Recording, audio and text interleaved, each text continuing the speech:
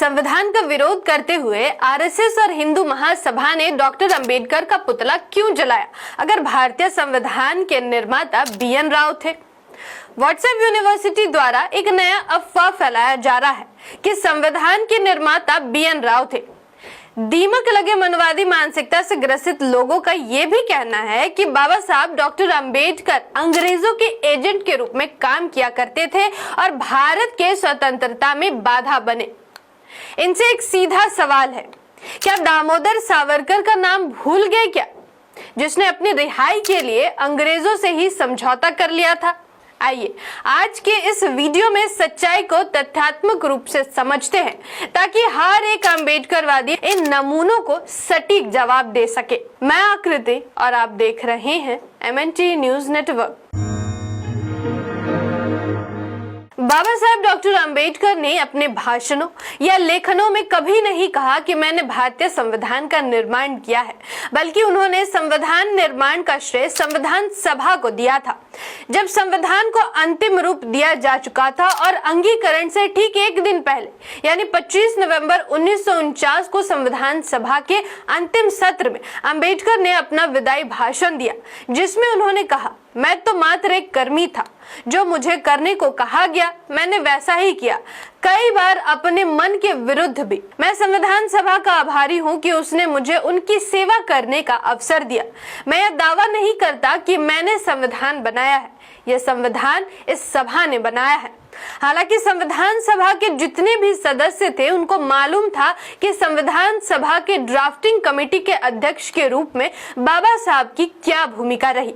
संविधान निर्माण के बाद कई लोगों ने बाबा साहब की प्रशंसा की। आजाद भारत के पहले प्रधानमंत्री रहे पंडित नेहरू कहते हैं, डॉक्टर अंबेडकर ने भारतीय संविधान को ऐसी नींव दी है जिस पर आने वाली पीढ़ियां गर्व कर सकेंगी। उन्होंने संविधान को सामाजिक न्याय का सबसे सशक्त दस्तावेज बना दिया। आजाद भारत के पहले गृह मंत्री सरदार वल्लभ भाई पटेल कहते हैं, डॉक्टर अंबेडकर ने जो काम संविधान के लिए किया है वह किसी भी एक व्यक्ति द्वारा किया गया सबसे बड़ा कार्य है।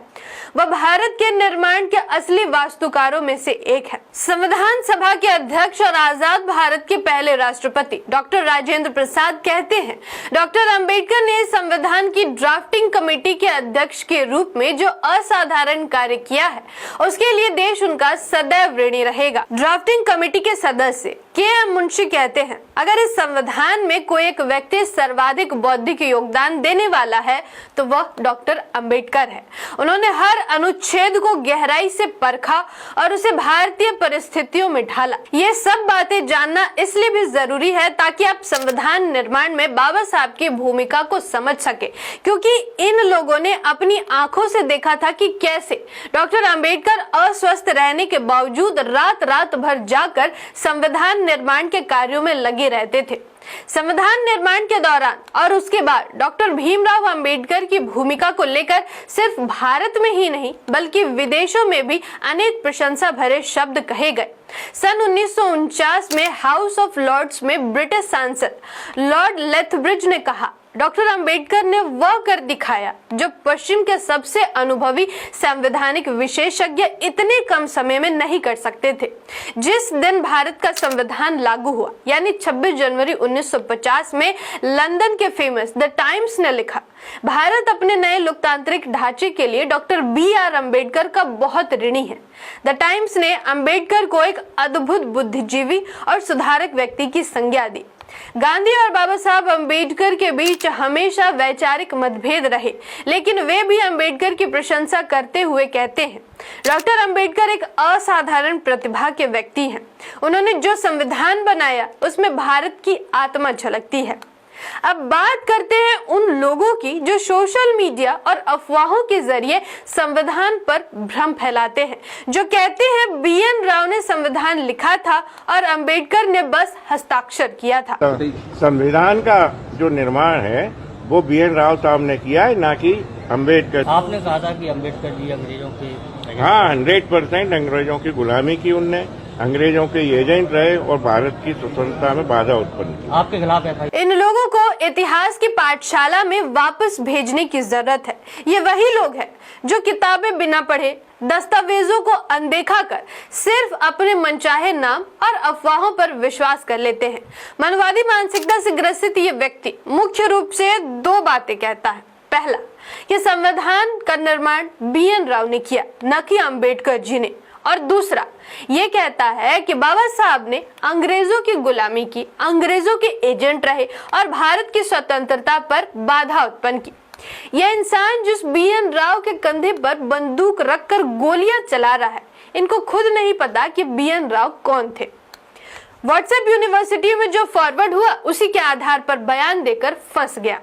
अगर BN राव के बारे में ठीक से पढ़ लेता तो BN राव का नाम लेकर ऐसे ही अफवाह नहीं फैलाता। BN राव की बात करें तो इनका पूरा नाम बेनेगल नरसिंह राव था। वे भारतीय सिविल सर्वेंट, न्यायविद और संविधान विशेषज्ञ थे। उन्हें 1946 में संविधान सभा के कॉन्स्टिट्यूशनल एडवाइजर यानी संवैधानिक सलाहकार के रूप में नियुक्त किया गया था। उन्होंने संविधान का कच्चा मसौदा तैयार किया था, जिसे बाद में ड्राफ्टिंग कमेटी के अध्यक्ष बाबा साहब डॉक्टर अंबेडकर ने परिष्कृत यानी सुधार किया था। यह भी जानना जरूरी है कि संविधान सभा में कुल 22 समितियां बनाई गई थी, जिसमें 8 मुख्य समितियां और 14 उप समितियां थी। हालांकि BN राव किसी भी समिति में सदस्य के रूप में शामिल नहीं थे। जिस BN राव के आधार पर ये लोग उछल रहे हैं, शायद ये नहीं जानते कि डॉक्टर अंबेडकर की तरह BN राव ने भी आधुनिक भारत के संविधान को धर्म ग्रंथों के प्रभाव से दूर रखने की बात कही थी। जहां तक RSS और हिंदू महासभा के लोग आधुनिक भारत के संविधान में असमानतावादी और जातिवादी धर्म ग्रंथों का बोझ थोपना चाहते थे, वहीं दूसरी तरफ डॉक्टर अंबेडकर के साथ साथ BN राव भी इससे सहमत नहीं थे। BN राव का मानना था कि किसी भी आधुनिक संविधान का आधार किसी प्राचीन धर्म ग्रंथ या शास्त्र पर नहीं होना चाहिए। एक लोकतांत्रिक राष्ट्र का संविधान समानता और व्यक्तिगत स्वतंत्रता के सिद्धांतों पर आधारित होना चाहिए। उन्होंने fragment of Indian constitutionalism report में यह स्पष्ट रूप से कहा कि प्राचीन हिंदू कानून और मनुस्मृति जैसे ग्रंथ आधुनिक लोकतांत्रिक राज्य की नींव नहीं बन सकते। आधुनिक भारत के संविधान को लेकर भी इसी तरह के विचार बाबा साहब के भी रहे, लेकिन दूसरी तरफ RSS और हिंदू महासभा के लोग संविधान का विरोध करते रहे। MS गोलवलकर ने कहा कि संविधान में ऐसा कुछ भी नहीं है जिसे हम अपना कह सके। इसमें मनुस्मृति का कोई अंश नहीं है। जिनके पास आधुनिक भारत के संविधान के निर्माण में एक शब्द जोड़ने की भी समझ या क्षमता नहीं थी, वे आज संविधान पर भाषण झाड़ते हैं मानो संविधान सभा के ही सदस्य रह चुके हों।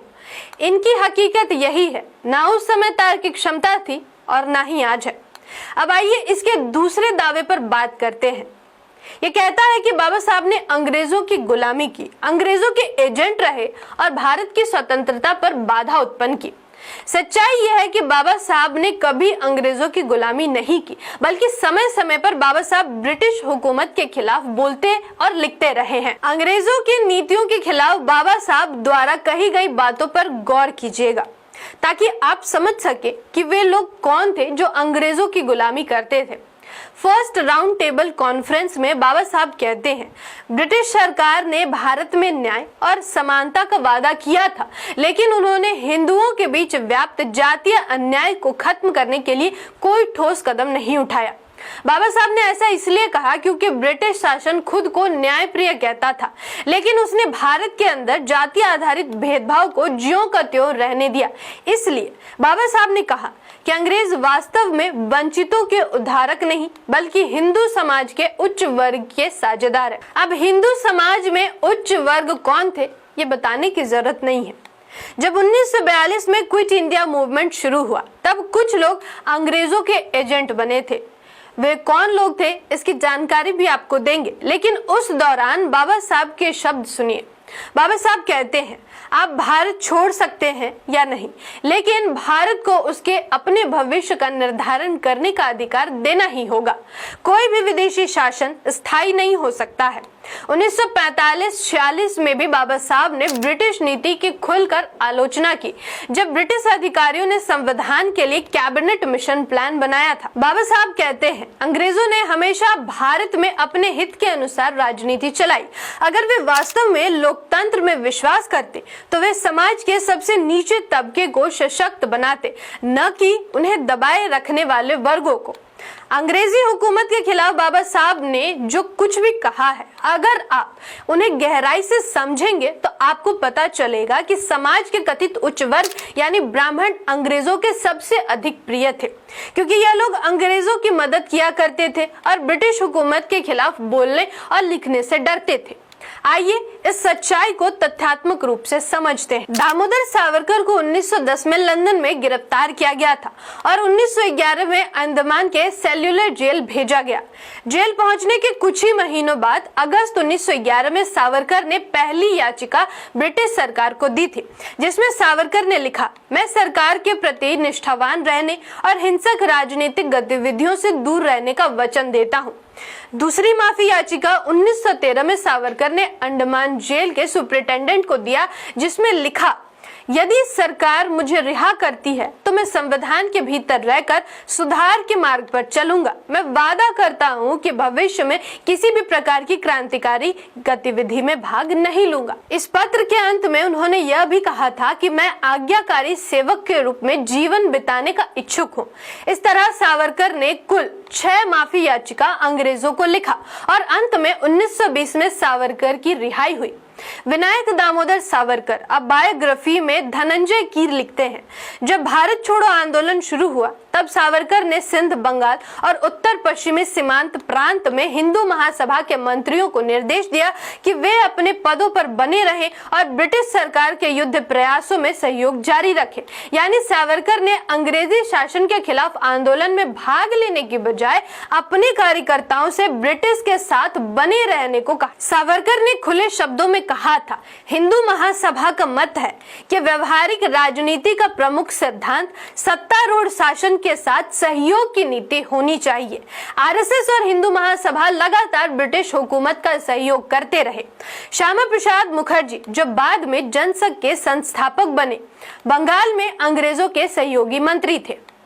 उम्मीद है व्हाट्सएप यूनिवर्सिटी द्वारा फैलाए गए अफवाहों और मनुवादियों के द्वारा बताए जा रहे बिना तार्किक बातों का जवाब देने में यह जानकारी आपकी मदद करेगी। यह वीडियो शेयर कीजिए उन लोगों को जो संविधान और बाबा साहब को लेकर गलत अफवाह फैलाते हैं। साथ ही अम्बेडकरवादी साथियों के साथ भी शेयर करें ताकि वे भी सच्चाई जान सके और अपनी राय हमारे साथ शेयर जरूर करें।